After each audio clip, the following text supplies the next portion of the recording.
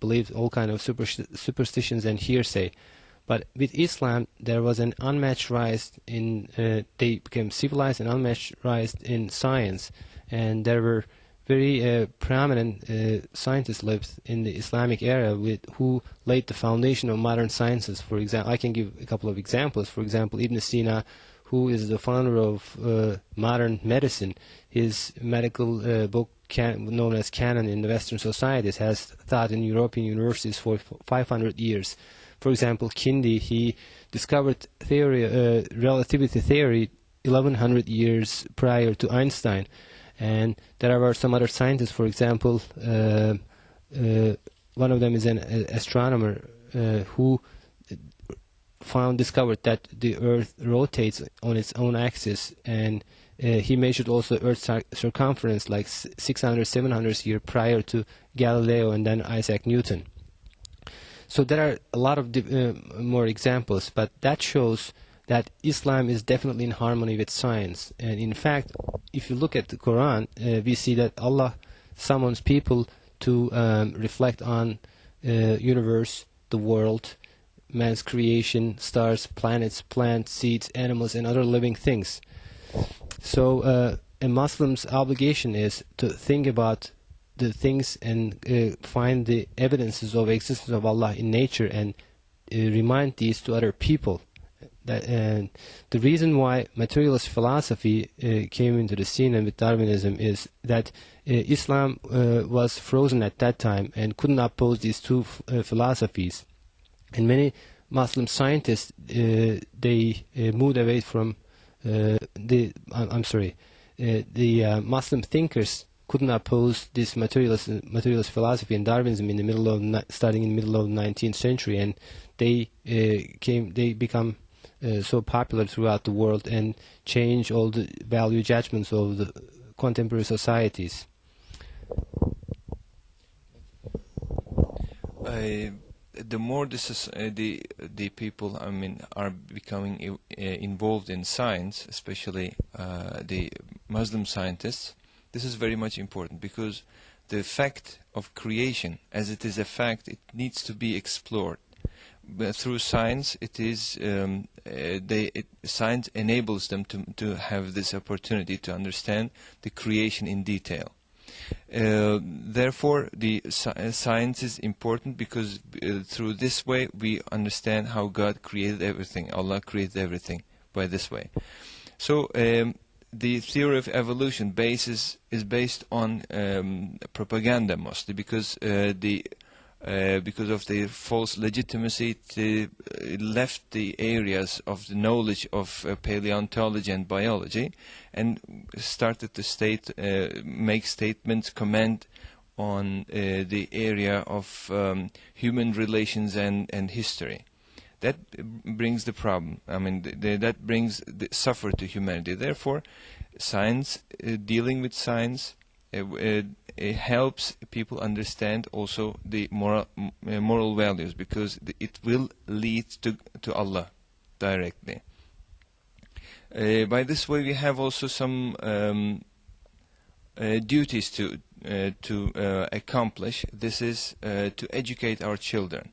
I mean, the people should be educated well, because the more they're getting educated, they will understand the fact, and they will get away from Darwinism and its influences, and that makes that brings us a healthy society, I would say. Well, also a very important issue that because under the influence of materialist philosophy, there were many scientific theories were formulated. For example, there's an infinite universe model. At that time, they claimed, until the 20th century, that the universe doesn't have a beginning nor an end, so it's not created, and there is no design and purpose in the universe. However, all the new scientific findings refuted this mentality and have shown that the universe was created with the Big Bang, and which is a confirmed fact of today's science. And there is design and purpose in the universe, and especially this design is there to render human life possible, and it's called by the modern science anthropic principle.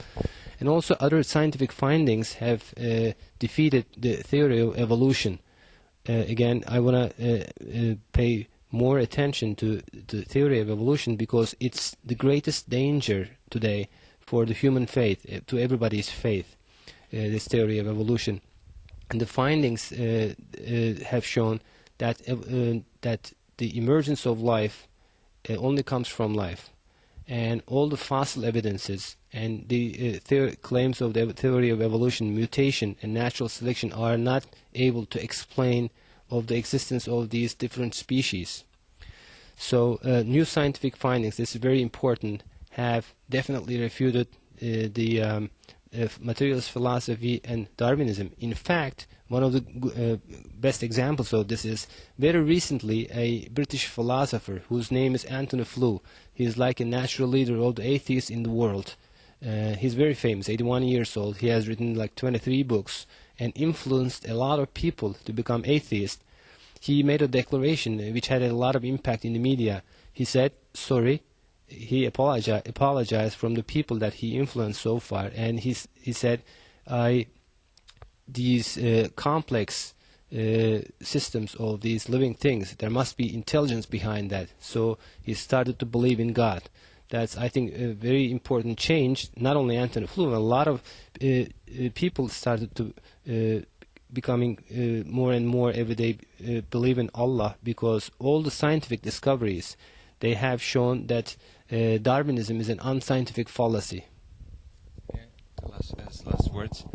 It should be kept in mind, if you educate your child as life is a struggle and you need to fight for it, then you will get a murder maybe, and then you shouldn't find anybody. You shouldn't look to blame somebody for this occasion. That is, we, everybody of us. If we don't educate our children in the way, then we will get murders in this way. It might be. If can I add one more thing, actually.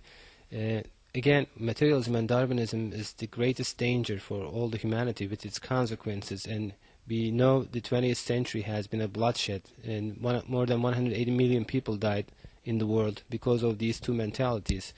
So in order Quranic morality prevail, we have to tell these dangers and all the scientific facts to other people, and so teach them about this. And the Harun Yahya's works includes a lot of details and all the scientific facts which refutes materialism and Darwinism.